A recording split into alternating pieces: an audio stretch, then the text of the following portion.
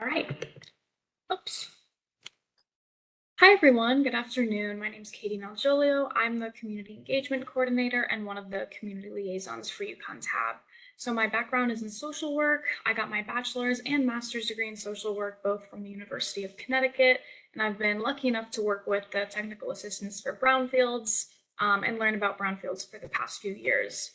So this semester, we have a series of 3 community engagement webinars.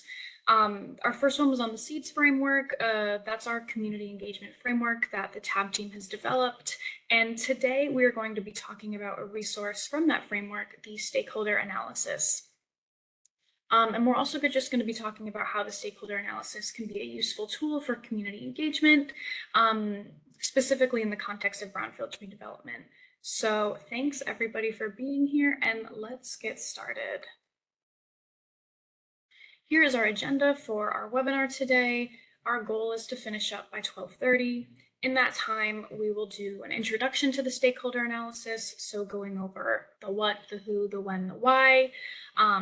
We'll also go over the power interest grid, which is the main component of the analysis. We'll go through some specific stakeholders and just some examples of stakeholders, some guiding questions and prompts to help you find those stakeholders, and some different strategies that you can use to keep different groups of stakeholders engaged. We'll conclude the webinar with a brief fictional case study, and then we'll have some time at the end, of course, for questions. So this is our first page of the stakeholder analysis. This might seem like a lot to look at, so we're going to break it up into different slides, but I just wanted to show it for a minute so you're all familiar with what it looks like if you ever take advantage of the stakeholder analysis tool. It basically goes over the core details. What is a stakeholder analysis? Who are stakeholders? When should a stakeholder analysis be completed? And why is a stakeholder analysis important? Starting with what a stakeholder analysis is. In brownfields redevelopment, a stakeholder analysis is the process of collecting and understanding information about the people and organizations that firstly have the power and influence to impact your project, and secondly, will be impacted by your project or have a strong interest in your project. The stakeholder analysis also explores how these groups interact and the relationships between them, and it provides different strategies for engaging all of these different groups of stakeholders. So we organize the stakeholders using a power interest grid, which you can see at the bottom of the screen. We're going to go over this in more detail, but here you'll see that the stakeholders are split up into different groups based upon their power within the community and their interest in your redevelopment project.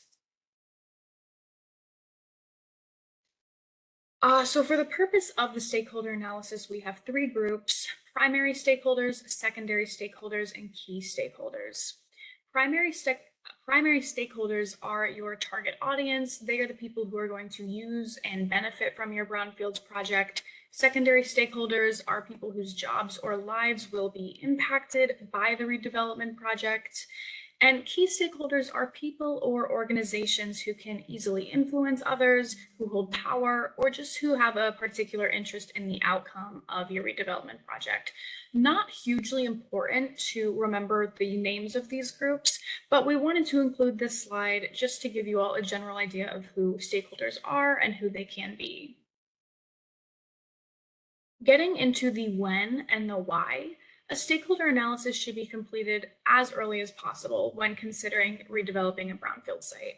This is a super important component to community engagement, and it will give you a really strong foundational start in diversifying your stakeholders and the just general community project participation.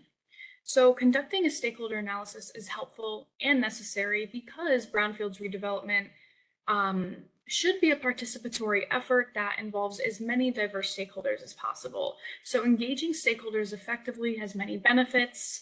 We see, gaining community buy-in and support for the project, strengthening your project against opposition, inclusive and equitable participation, and just building participation that is really fair, increasing credibility and chances of success, and also just The knowledge that having a solid understanding and partnership with your stakeholders early on can save your project from being blindsided with concerns later on in the process. This is the next page from the actual stakeholder analysis document. Again, there's a lot here, so we're going to split it up in the next few slides and discuss what a power interest grid is, how to fill one out, what these boxes mean, and some different examples of stakeholders that you can use and possibly draw some inspiration from. So power interest grids are used to organize different stakeholders and sort of help you visualize who has power and interest in your redevelopment project. So you'll see these four boxes: manage closely, keep satisfied, keep informed, and monitor. When you are separating stakeholders into different groups, you'll put those who hold a lot of power in your community and a lot of interest in your project in the manage closely box up in the top right corner. I'm not sure if you can see my mouse, but yes, top right corner. And then the stakeholders who hold a lot of power in your community, but maybe are not as interested in your redevelopment project, are going to fall under the keep satisfied box in this top left corner. And then jumping over to the bottom left corner is the keep, or bottom right corner is the keep informed box. And this is for stakeholders who have a lot of interest in your project, but maybe not necessarily as much social power in your community. And then right next to that, the bottom right corner, we have the the bottom left corner. I keep mixing things up. We have the monitor box. So stakeholders will go here when they don't really have too much power, social power in your community. And they also just don't have a lot of interest in your project. So of course we want to leave the door open for these folks, but in general, these are the stakeholders that you'll be spending the least time with or engaging the least. And the whole point of the power interest grid is to help us gain an understanding of your stakeholders and the different roles that they may play in your projects, as well as the most effective ways to engage with them. So organizing them by power and interest is a great way to do that.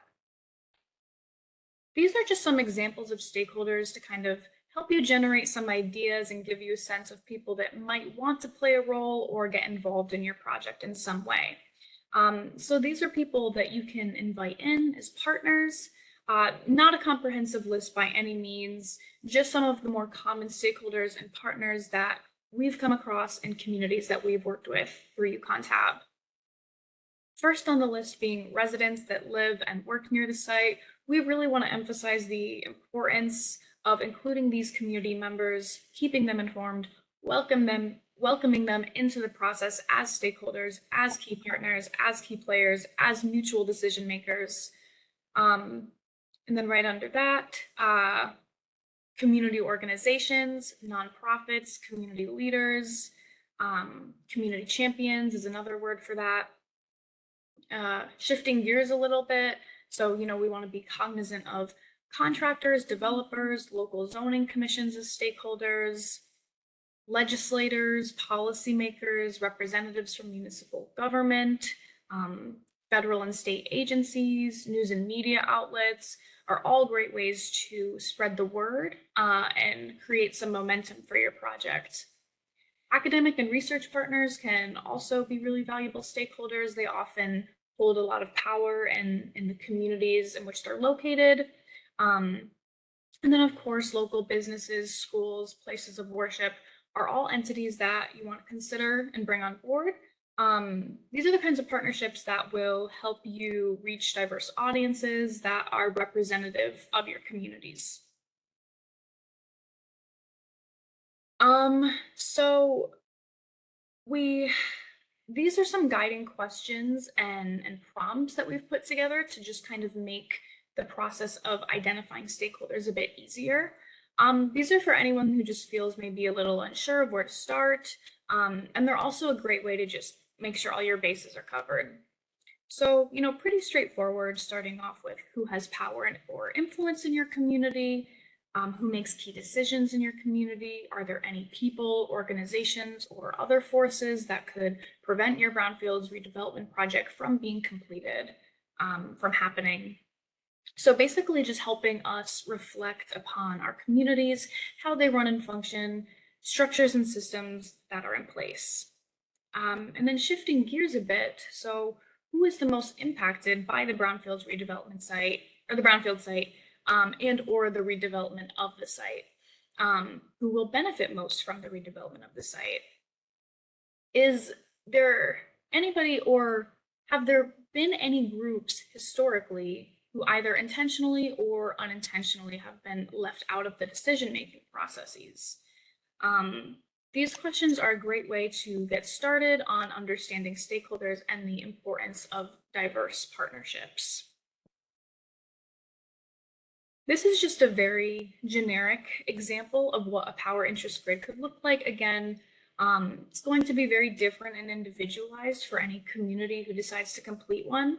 But just for the sake of seeing an example, in the Manage Closely box in this top right corner, these are our stakeholders with a lot of power and influence in our communities, as well as a lot of interest in our project. So state and federal agencies are good ones to put here, as well as community leaders who, again, have a lot of influence or a lot of sway in their community. And then moving over to the Keep Satisfied box, these are stakeholders with a lot of power in our communities, but maybe not too much interest in the redevelopment of brownfields.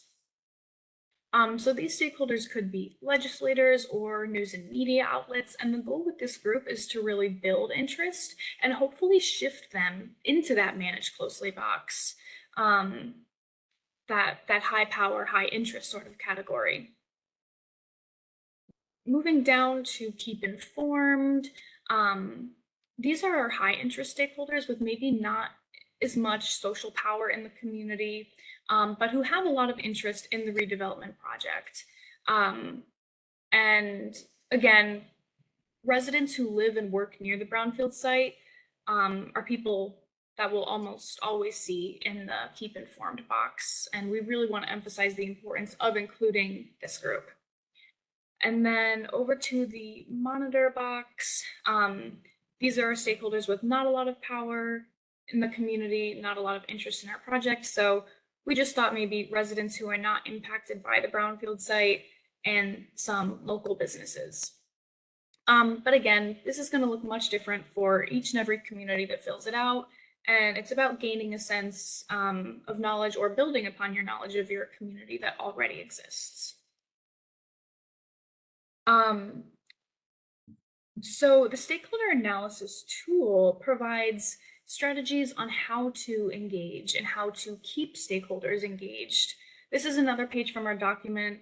Again, a lot of information here, so we're going to split it up on the following slides.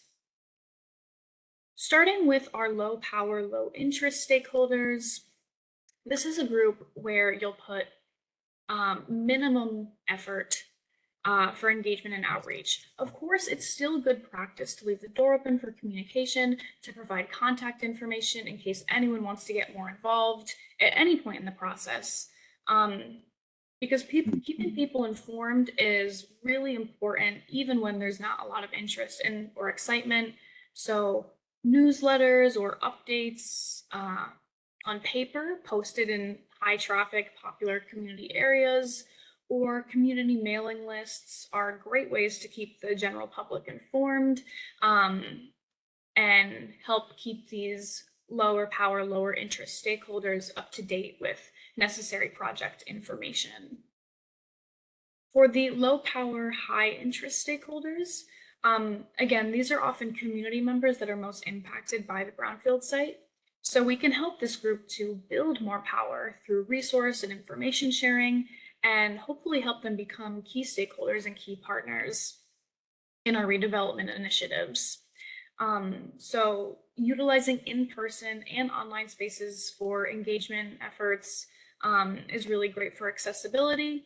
Both of these approaches are valuable, and we want to make sure that residents have every possible opportunity to participate. And another great way to do that is frequent open communication. This is really important with these stakeholders as they are often the people directly impacted by the project. So any notable updates should be promptly shared. And this can be done through whatever channels make the most sense for your community, social media, news outlets, mailing lists, flyers throughout the community, whatever sort of engagement strategies have worked for you in the past. And if there are no engagement strategies that have worked for you in the past, then that's where UConn's Hab can come in and help you make a plan. Moving to the high power, low interest stakeholders, the engagement goals are all about shifting this group to high power, high interest. So really building that interest.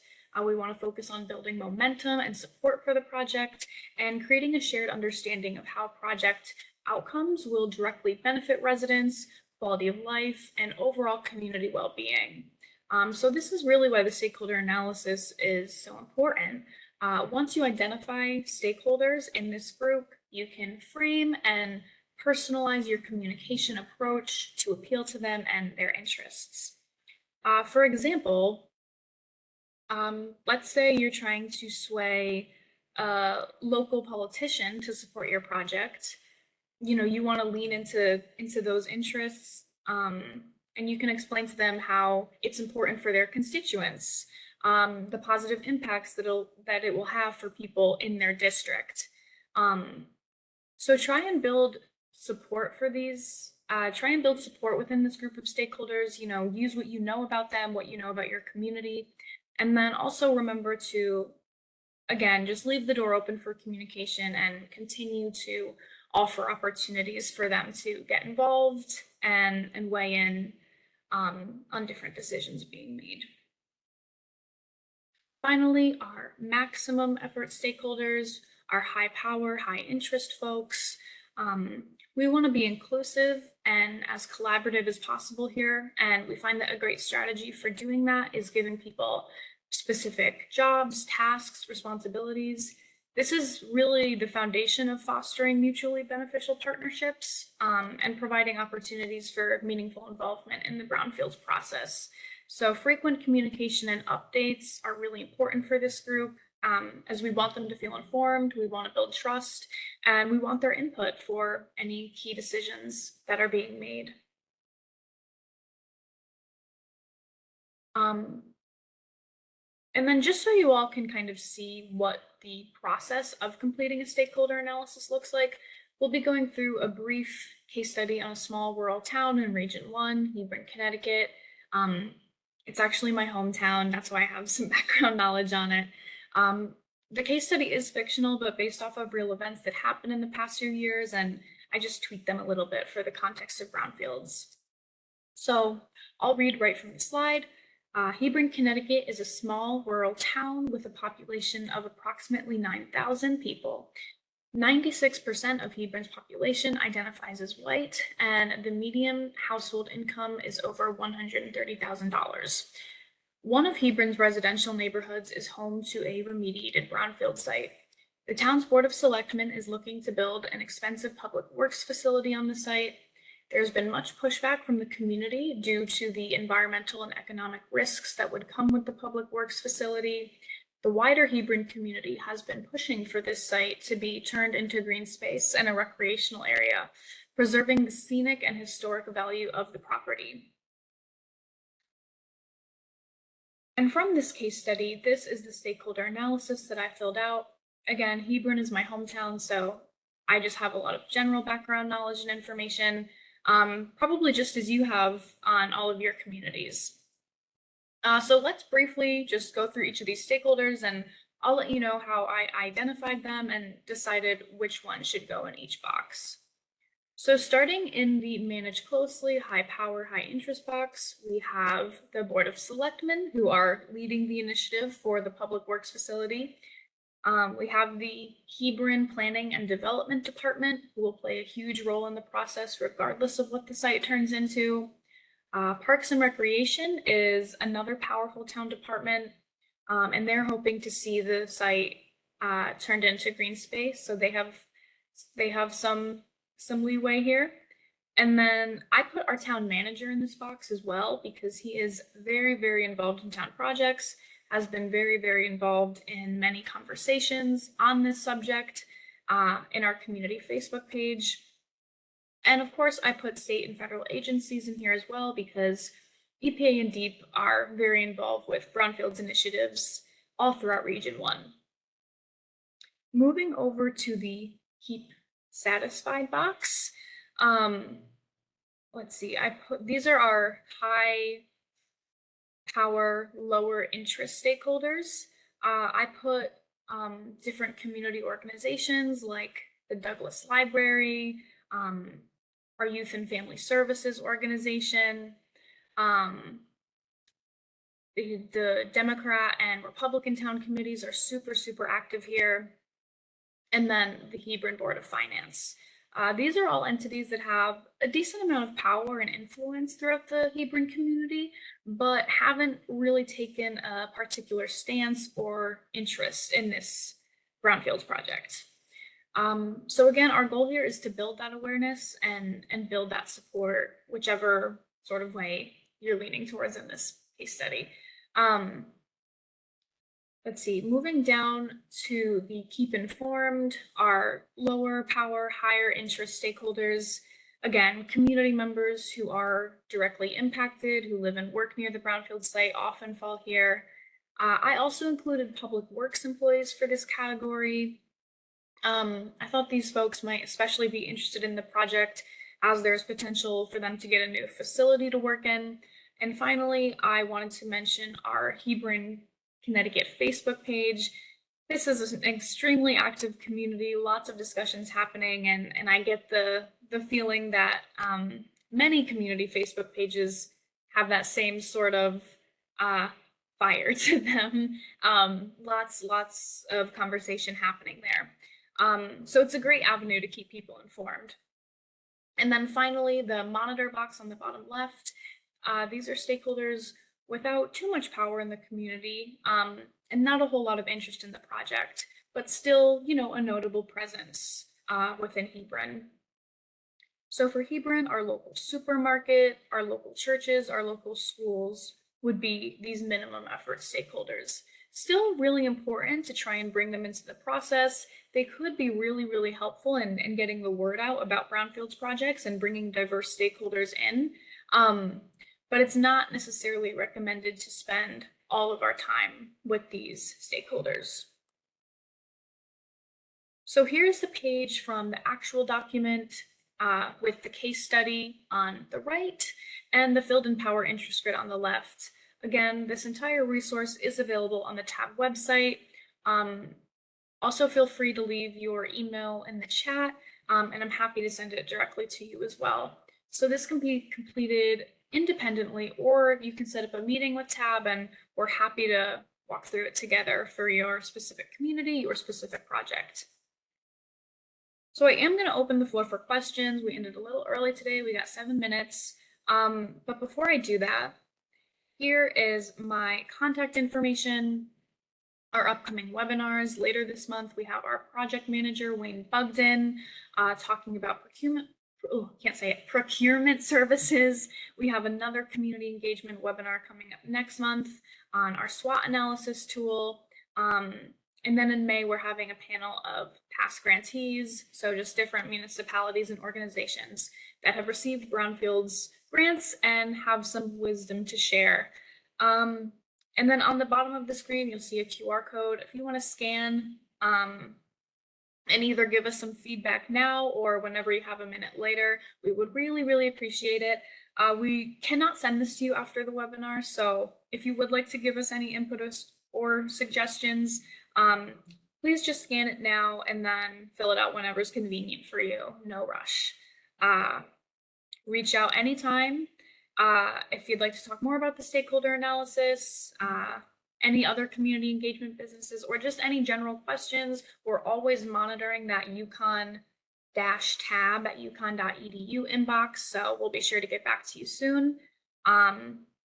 So thank you so much for your time today, and I'm going to stay on if people have questions, and I'm also going to stop this recording.